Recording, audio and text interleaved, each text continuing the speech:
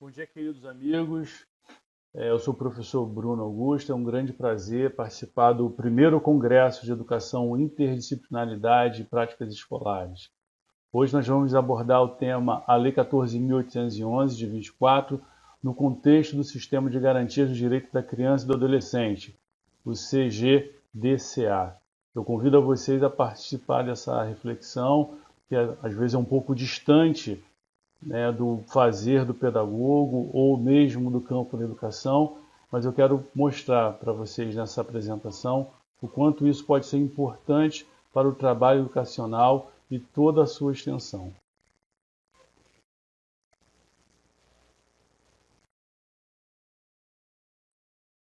Nessa continuidade, eu gostaria de me apresentar um pouco melhor. Eu sou um pesquisador da educação, trabalho tanto da educação infantil ao ensino superior, com a graduação, mestrado e agora o doutorado em História Cultural. E isso me constitui uma trajetória de muita reflexão a respeito da educação e dos temas importantes, sensíveis à educação, que podem ajudar a nossa prática no dia a dia, no convívio com o educando. Sempre realizei diversas pesquisas e agora eu vou fazer uma proposta, venho trazer uma proposta de um tema de muita relevância pelos acontecimentos recentes da escola, pela legislação e por atrelar questões que muitas vezes passam desapercebidas, são estranhas ao professor, estranhas ao coordenador, estranhas à reflexão, salvo quando acontece algum grande problema. A nossa abordagem é um recorte específico na lei, que vai tratar sobre um documento, uma solicitação, uma exigência legal agora de funcionamento para das escolas públicas e particulares, e que essa exigência legal, que eu vou explicar mais à frente, ela está ligada diretamente a um sistema, a todo um arcabouço legal e jurídico de defesa da criança e do adolescente. Então é fundamental nesse sentido de que aqueles que trabalham, aqueles que se dedicam a pensar a escola, aqueles que se dedicam a conviver como coordenadores, como docentes, como pesquisadores no universo escolar, saiba principalmente da exigência e da sua necessidade, em que temas, em que momento esses elementos estão conectados, de que forma estão conectados para formar para gerar a garantia de direitos da criança e do adolescente. Bem, nesse contexto geral, a gente precisa primeiro entender que a escola ela não está solta, ela não está flutuando em órbita da sociedade, ela faz parte, ela é um aparelho da nossa sociedade e ela faz parte e ela é regida por um conjunto de leis, e resoluções e decretos específicos que vão normatizar o seu funcionamento e vão adequar a sua condição na modernidade. Então nós temos aqui, eu estou mostrando para vocês um substrato bem sucinto de algumas dessas legislações que regem, que têm de afeto diretamente a escola e os seus projetos pedagógicos. Primeiro é a Lei 8.069, nosso ECA. Segundo, a Resolução 113 do Conselho Nacional de Direitos da Criança e do Adolescente. A Lei 13.431, que estabelece o Sistema de Garantia de Direito do Adolescente, e o Decreto Federal 9.603, de 2018, que regulamenta o Sistema de Garantia Sistema de Garantia de Direitos da Criança. Bem, o que eu estou querendo demonstrar com isso? Eu preciso indicar um fundamento que tem por trás uma concepção de criança e adolescente. Melhor dizendo, uma concepção de proteção da criança e do adolescente. Então, mais do que ensinar, mais do que cuidar, mais do que ministrar conteúdos, objetivos e habilidades, eu preciso ter em mente que isso deve ser feito por critérios de cuidado, critérios de garantia de direitos, critérios de garantia do desenvolvimento dessas crianças. E nós, assim, como educadores, aqueles especialistas que lidam, que transitam, que acessam o espaço escolar, tem a obrigação de conhecer esses princípios que melhoram as nossas práticas, que orientam as nossas práticas, e esses fundamentos é encontrado nessas resoluções. Então, não necessariamente eu vou estar abordando uma a uma aqui, mas eu preciso demonstrar que esse é o conjunto básico que vai demonstrar para cada um essa concepção de infância, de criança, de adolescente e principalmente a concepção de proteção ao qual nós, como profissionais de educação, somos sujeitos e, de certa forma, obrigados a seguir, a compreender, a evoluir e a disciplinar no nosso fazer pedagógico. Nessa nova tela, eu trago uma representação daquilo que eu ministrei no slide passado. Na verdade, é um entendimento de que a escola está dentro de um mecanismo de defesa. Né? A ideia que eu quis passar é que a escola está além, né, do só ensinar, só trabalhar os objetivos pedagógicos. Ela também compõe um sistema, ela está integrada a um sistema que entende, que interpreta essa criança, esse adolescente em a nossa sociedade. E esse esquema está demonstrado exatamente nessa tela. É um funcionamento ideal para o sistema de garantia de direito da criança e adolescente. Então, quando eu trabalho numa escola como professor, como coordenador, como assistente de disciplina, como porteiro, como merendeiro, merendeira, eu estou ali acionado por um sistema de garantia de direito da criança e adolescente. Esse sistema ele é visto por algumas instituições e cada instituição desempenha um determinado papel. Compreender isso, conhecer e interpretar essa dinâmica favorece o trabalho pedagógico, favorece justamente a proteção devida às nossas crianças e adolescentes. Ou seja, sai da parte intuitiva do cuidar pedagógico, sai da parte intuitiva do processo educacional como um todo e entra numa parte técnica de entender que a escola ela está integrada num sistema de garantias. E aí eu mostro para vocês, né, a escola como promoção. Ela tem uma função de promover os direitos da criança. O primeiro direito fundamental é o direito à educação, é o direito a se desenvolver dentro de uma sociedade moderna. O segundo modelo é a defesa. E a defesa é feita pela polícia, pelo Ministério Público e pela Justiça. Os demais componentes, aparelhos que compõem o sistema, estão dentro do âmbito do controle, que são os conselhos especiais. Em especial, os conselhos municipais, estaduais e federal da defesa da criança e do adolescente. Então, essas três instâncias elas vão ser articuladas e vão dialogar no cotidiano da escola, justamente para perceber se esse direito à educação, se esse direito ao cuidado, se esse direito ao zelo e ao tratamento adequado com criança e adolescente está sendo promovido, está sendo defendido e está sendo executado conforme as normas que eu já demonstrei na primeira apresentação. Bem, espero então que até esse ponto você já esteja entendendo que quando eu trago para o debate a Lei 14.811 de 2024, eu estou trazendo, na verdade, uma herança de uma concepção de direitos e deveres, né, de direitos de proteção da criança e do adolescente. É uma herança de uma concepção. Então eu tenho buscado demonstrar justamente a inferência desses profissionais em relação a esse assunto. Às vezes, na nossa prática pedagógica, na nossa prática de gestão, a gente pensa que a escola está recortada, o que acontece no interior da escola está recortada dessa concepção tão refinada de proteção da criança e adolescente.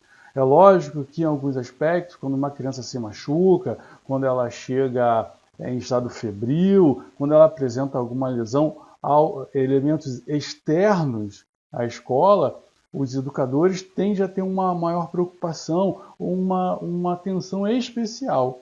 mas muitas vezes nós não compreendemos ou não percebemos que dentro do espaço escolar também é possível infligir à criança e adolescente sofrimentos e principalmente agressões aos seus direitos. E essa lei trata isso. Veja no primeiro artigo, essa lei institui medidas de proteção à criança e adolescente contra a violência nos estabelecimentos educacionais e similares. Então ela não vai estar tratando de algo externo, ela não está preocupada com as questões, né, do nosso cotidiano, da nossa contemporaneidade, que tanto agride a criança e o adolescente. Ela está dizendo para a gente que essa agressão, esses perigos estão dentro da escola. E, lógico, que não interpretando que seja de uma forma deliberada, mas há questões que impedem o pleno desenvolvimento, que podem ser nocivos à criança e ao adolescente e que acontecem dentro da escola. Por isso a importância desse debate, por isso a importância desse conhecimento, de que forma isso acontece e de que maneira a escola, que eu já sei que é uma instituição de promoção desses direitos, precisa estar atenta para preservar justamente essa condição especial da criança, não deixando, mesmo que involuntariamente, que sessões de agressão a esse direito sejam provocadas. Veja no artigo 3º. É de responsabilidade do poder público local desenvolver, em conjunto com os órgãos de segurança pública e saúde, com a participação da comunidade escolar, protocolos para estabelecer medidas de proteção à criança e ao adolescente contra qualquer forma de violência no âmbito escolar. Se essa escrita está dizendo que eu preciso ter protocolos, eu preciso pensar maneiras, eu preciso agir proativamente para evitar essa violência, é porque essas violências acontecem. Bem, então retomando, nós entendemos até agora que nós devemos proteger, né, as crianças e adolescentes. Nós devemos entender que essa proteção está dentro de um escopo, está dentro de um modelo, de uma perspectiva de proteção. Essa perspectiva, né, ela vai demonstrar preocupações específicas, zelando para o pleno desenvolvimento desse aluno. Nós entendemos que a escola ela não está desconectada disso e ela não é passiva desses problemas. Ao contrário, eu tenho demonstrado que essa legislação ela chama atenção para algumas transgressões desses direitos que é feito dentro do espaço escolar. E é feito, na maioria das vezes, de uma forma até involuntária, justamente por entender que esse assunto esteja distanciado do fazer principal da escola. Então a escola é um lugar de cuidado pedagógico, de desenvolvimento intelectual, mas também está dentro de um sistema de direitos da criança. Dentro desse sistema, ela ela desenvolve a função de proteção. Então, se em qualquer situação que envolve o meu aluno, a minha aluna, criança e adolescente, se eu não perceber uma promoção desse direito, não é somente guarda do direito, a defesa do direito, a fiscalização do direito, eu já demonstrei, é feito por outras instituições, por outros aparelhos.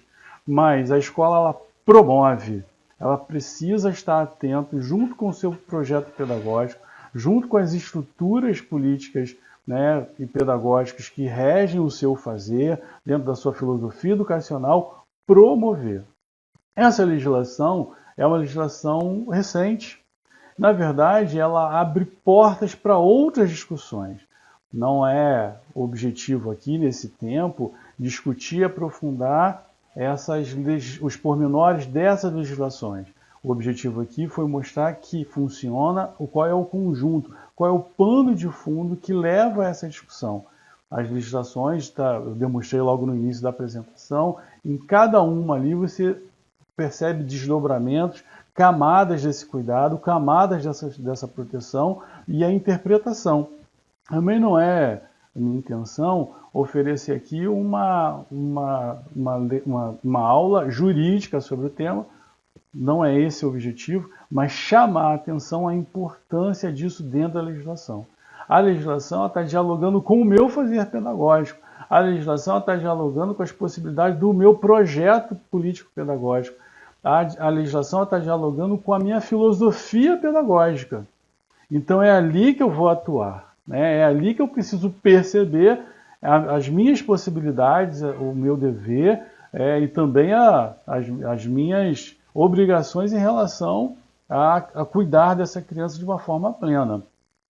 Eu estou demonstrando agora alguns temas que essa lei trata. Ela aborda a prevenção de combate a abuso e exploração sexual da criança e adolescente, ela vai abrir diálogo com uma série de protocolos que precisam ser pensados para combater a possibilidade desse abuso, a percepção, a comunicação.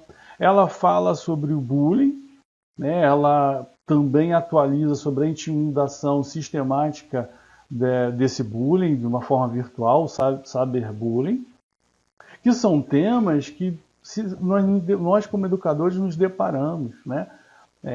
De uma forma muito comum e cada vez mais recorrente nas nossas escolas. E às vezes numa sala de professores, num conselho de classe, a gente não percebe uma adequação, uma qualificação do nosso discurso.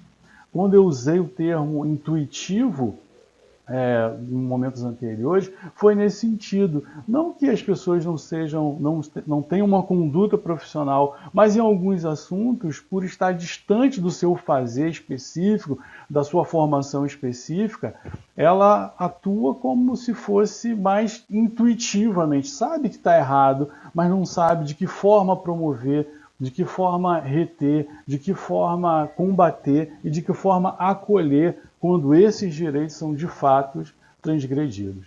Então eu deixo aqui essas portas, essas janelas, até para uma futura discussão, a gente retomar isso de uma maneira pormenorizada.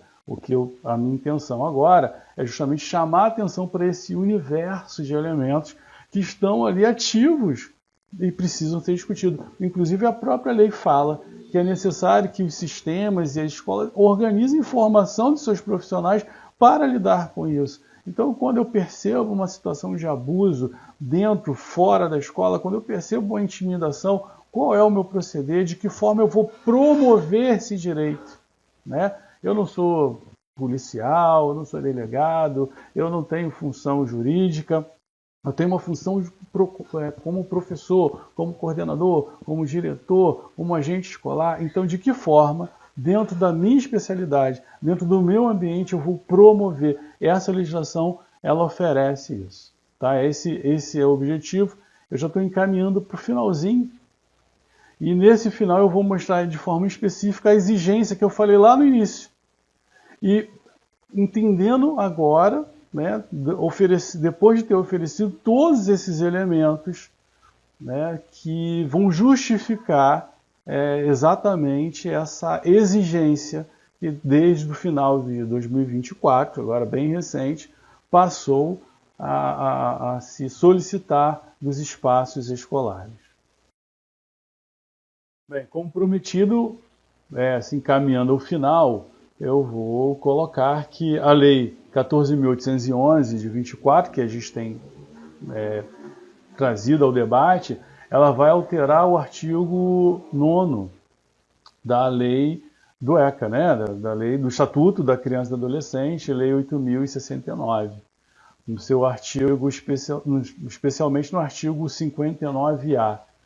Nesse artigo, no seu parágrafo único, acompanhe comigo, os estabelecimentos educacionais e similares, públicos ou privados, que desenvolvem atividades com crianças e adolescentes, independentemente de recebimento de recursos públicos, deverão manter fichas cadastrais e certidões de antecedentes criminais atualizados de todos os seus colaboradores.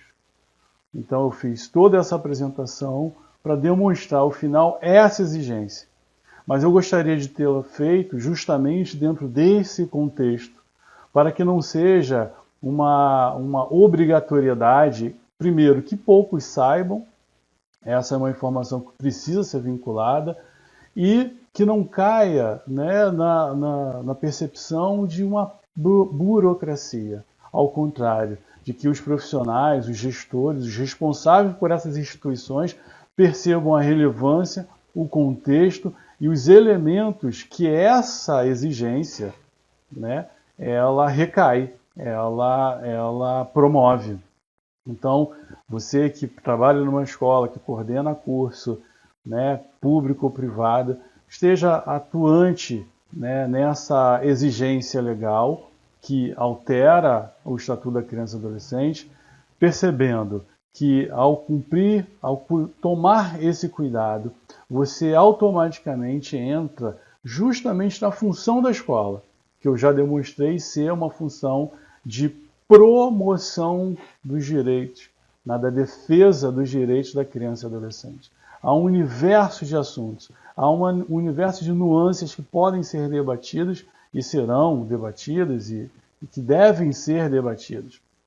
Mas, na compreensão simples de que o meu fazer pedagógico atua na promoção desses direitos, é fundamental nesse momento.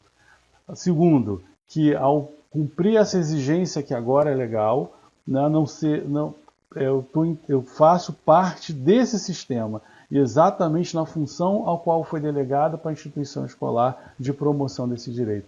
Que não seja, né, o meu apelo é que essa discussão ela tenha um desdobramento nas nossas reuniões, na conversa com os pais, nas conversas entre profissionais, no planejamento pedagógico, no planejamento de curso, nas atividades, nas aulas passeios, que a gente compreenda que cada atividade do repertório, cada ação do repertório escolar, ela deve estar inserida numa perspectiva, sem dúvida, de promoção.